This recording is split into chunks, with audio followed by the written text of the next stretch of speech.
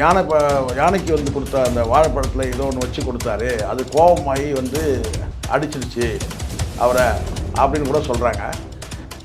சத்தம் போட்டு தும்முறாங்க. நான் இருமல் கூட கிடையாது, தும்மல். அந்த தும்மல் அந்த நாய்க்கு அந்த காதில் எப்படி விழுந்து தெரியல, டக்குன்னு முடிச்சது நான் கேட்டால் குழந்தை தொண்டையை கிடச்சிச்சு. உண்மையிலே என்ன அவருக்கு பிரச்சனை அப்படின்னு சொல்லி கேட்டால் உளவியல் பிரச்சனை ஒரு பக்கம் அவருக்கு இருந்திருக்கு. என்னன்னு கேட்டால் வந்து இந்த நினைக்கிறேன் பாரதியாருடைய படத்தில் கூட ஒரு டயலாக் வச்சுருப்பார். யார் அவர்? ஞானசேகரன். எனக்கு சமீபத்தில் ஏற்பட்ட பழக்க வழக்கங்கள்னு சொல்லுவார் போகிற போக்கில். அவருக்கு ஏதோ ஒரு பழக்கம் இருந்ததாகவும் சொல்கிறாங்க. பசியை பற்றி யோசிக்காமல், வயிற்றை பற்றி யோசிக்காமல், அறிவு பசியிலே இருந்தவர். அப்போது வந்து பார்த்திங்கன்னா உடலை கவனிக்காமல் பராமரிக்காமல் விட்டுறதுனால கூட அந்த இது இருக்கலாம்.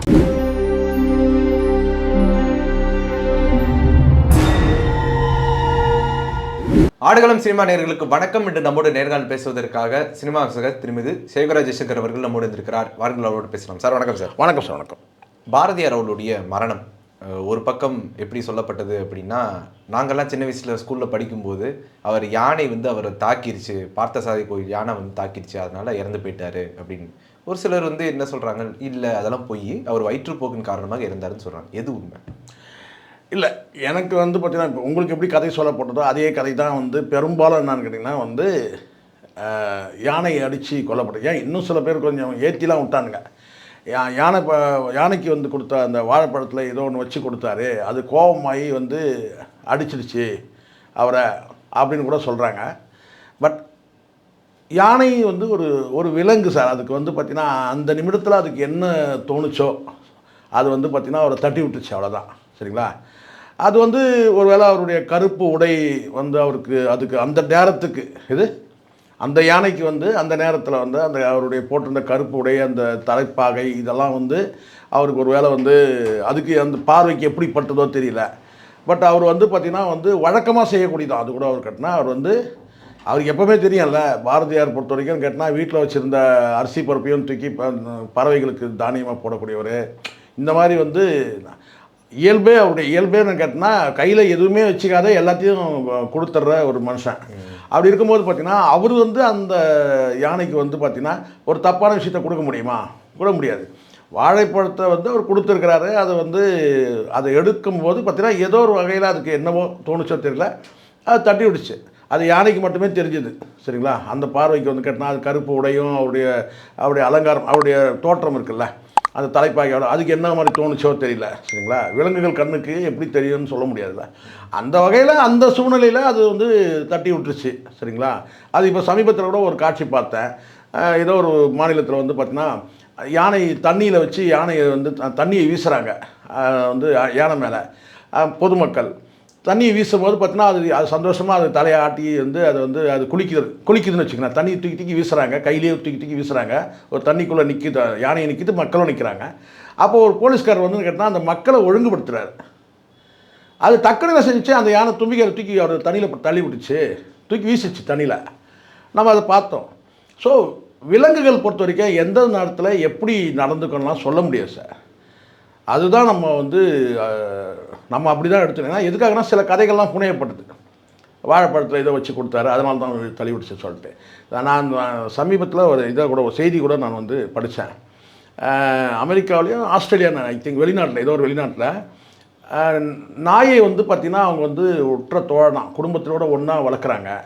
அந்த நாய் வந்து பார்த்திங்கன்னா படுக்கையில் பெட்டில் படுத்துருக்கு, பக்கத்தில் வந்து கை குழந்தை படுத்துருக்கு, அது பக்கத்தில் அந்த அம்மா படுத்துருக்காங்க, குழந்தையோட அம்மா படுத்துருக்காங்க. திடீர்னு அந்த அம்மாவுக்கு வந்து பார்த்தோன்னா ஓங்கி ஒரு தும்முறாங்க, சத்தம் போட்டு தும்முறாங்க. நான் இருமல் கூட கிடையாது, தும்மல். அந்த தும்மல் அந்த நாய்க்கு அந்த காதில் எப்படி விழுந்து தெரியல, டக்குன்னு முடிச்சது நான் கேட்டால் குழந்தை தொண்டையை கிடச்சிச்சு. டக்குன்னு, அதாவது இவங்க தும்முவும் அது உடனே வந்து பார்த்திங்கன்னா அது காதில் என்ன மாதிரி விழுந்து தெரில, டக்குன்னு போய் தொண்டையை போய் வந்து குழந்தையோட தொண்டையை வந்து கடிச்சிட்டு குழந்தை அந்த ஸ்பாட்லேயே அந்த பள்ளி இறங்கிட்டு அப்போவே இறந்துருச்சு. ஸோ எதுக்கு சொல்கிறேன்னா, விலங்குகள் தான். மனிதர்களே இங்கே சில பல நேரங்களில் விலங்குகளாக நடந்துக்கிறாங்க, அது வேறு. சரிங்களா? என்ன செய்கிறோன்னு தெரியாமல் சில பேர் நடந்துக்கிறான். அதனால தான் அவனை கொண்டு போய் ஹாஸ்பிட்டலில் வச்சு, மென்டல் ஹாஸ்பிட்டல் வச்சு பார்த்துக்கிறான். அப்படிங்களா சொல்கிறது? நான் சொன்னவொடனே உங்களுக்கு யார் ஞாபகம் வருதுன்னு தெரில. சொல்கிறேன் நான். அப்படி இருக்கும்போது பாரதியார் பொறுத்த வரைக்கும் அவர் வந்து இயல்பே என்னன்னு கேட்டிங்கன்னா வந்து பறவைகளை நேசிக்கிறவர், வந்து விலங்குகளை நேசிக்கிறவர், எல்லா கண்ணில் பார்க்குற அத்தனையும் நேசிக்கக்கூடிய ஒரு மனிதர் அவர். அவருக்கு இந்த மாதிரி ஒரு சூழல் ஏற்படுறது துரதிர்ஷ்டவசம் தான். அதை வச்சு பல கதைகள் புனையப்பட்டது. ஆனால் உண்மையிலே என்ன அவருக்கு பிரச்சனை அப்படின்னு சொல்லி கேட்டிங்கன்னா, உளவியல் பிரச்சனை ஒரு பக்கம் அவருக்கு இருந்திருக்கு. என்னென்னு கேட்டிங்கன்னா வந்து இந்த தேசத்தோட நிலையை பற்றிய ஒரு உளவியல் சிக்கல் தொடர்ச்சியாகவே அவருக்கு இருந்திருக்கு. முதல்ல ஒன்று உளவியல் சிக்கல் ஒன்று. இன்னொன்று கேட்டிங்கன்னா வந்து ஒரு வயிற்றுப்போக்கு இருக்குது. ஃபேமிலியில் ஒரு குடும்ப அழுத்தம் ஒன்று இருந்திருக்கு. வறுமை, அது தொடர்ச்சியாக வந்து ஒரு வருத்தம் இருக்குது. ஒன்று தேச பிரச்சனை, இன்னொன்று வந்து குடும்ப பிரச்சனை, உடல் ரீதியான பிரச்சனை. அப்போ அவருக்கு அந்த வயது மூப்புன்னு ஒன்று இருக்குது. 50 தான்னா வயது மூப்பு சார். இப்போ தான் நம்ம நம்ப ஆரம்பிச்சிருக்கிறோம். அப்போல்லாம் நம்ம நினச்சிக்கிறோம் 70 தானா தான் 40 தானாலே அதுதான் நான் சொன்னேன். அப்போல்லாம் 70 தானா தான் வயது மூப்புன்னு நினைக்கிறாங்கல்ல. எல்லா காலத்துலேயும் 50 தானாலே டவுன், இது ஏறி இறங்குறது. இப்படி தான் ஏறி அப்படியே இறங்குறது. 50 வரைக்கும் ஏறிட்டு 50லேருந்து இறங்குறது. ஸோ அதனால் வந்து பார்த்திங்கன்னா வந்து 50ல் ஏறிட்டு 100ல் தான் போகணுன்னு கிடையாது. அந்த சூழலில் வந்து பார்த்திங்கன்னா அவருக்கு 3 பிரச்சனை. ஒன்று தேசத்துக்கு சுதந்திரம் இல்லை என்ற அந்த மன அழுத்தம், குடும்பத்தில் வந்து பார்த்திங்கன்னா வந்து வறுமை ஒரு பக்கம், மனைவி மீதான மிகப்பெரிய ஒரு மனக்குறையாக அவருக்கு இருந்திருக்கு. ஸோ குடும்ப வாழ்க்கைக்கு தான் உகந்தவன் அல்ல. ஏன்னா குடும்பத்தைனா முழுசாக வந்து ஒரு செல்ஃபிஷாக இருக்கணும்ல, அந்த மாதிரி இல்லை, இருக்க முடியல. அப்போது ஒரு மனப்போராட்டம், மன உளைச்சல் இருப்பாங்க. அதை தாண்டி உடல் ரீதியான அவருக்கு வந்து சில படங்களில் உங்களுக்கு தெரியும்னு நினைக்கிறேன். பாரதியாருடைய படத்தில் கூட ஒரு டயலாக் வச்சுருப்பார். யார் அவர்? ஞானசேகரன். எனக்கு சமீபத்தில் ஏற்பட்ட பழக்க வழக்கங்கள்னு சொல்லுவார் போகிற போக்கில். அவருக்கு ஏதோ ஒரு பழக்கம் இருந்ததாகவும் சொல்கிறாங்க. அது வந்து நம்ம வந்து அதுக்கான சான்று ஆதாரம் இல்லாமல் நம்ம பேச முடியாது. ஆனால் படத்தில் ஒரு டயலாக் ஒன்று வரும், பாரதி படத்தில். சமீபத்தில் எனக்கு ஏற்பட்ட பழக்கங்களால் அப்படின்னு நான் கஷ்டப்படுறேன்ற மாதிரி ஒரு வார்த்தை விடுவார். சிக்கல் இருக்கும்போது சொல்கிற மாதிரி ஒரு வரி வரும். ஓகே. ஸோ அதனால் அவருக்கு வந்து பார்த்திங்கன்னா வந்து கடைசியாக வந்து பார்த்திங்கன்னா உடல் பாதிக்கப்படுறது வயிற்றுப்போக்கு தான். அன்றைக்கி உள்ள காலகட்டத்தில் அந்த வயிற்றுப்போக்கை சரி பண்ணுற அளவுக்கு சிகிச்சைகள் இருந்திருக்காது சார். இன்றைக்கி தான் சார் வந்து உடனே இந்த டேப்லெட் போடு, அந்த டேப்லெட் போடுன்றது பெரிய வளர்ச்சி இன்றைக்கி மருத்துவம். அன்றைக்கி வந்து இல்லை. அன்றைக்கி வந்து நாட்டு மருந்து அது கொடுத்து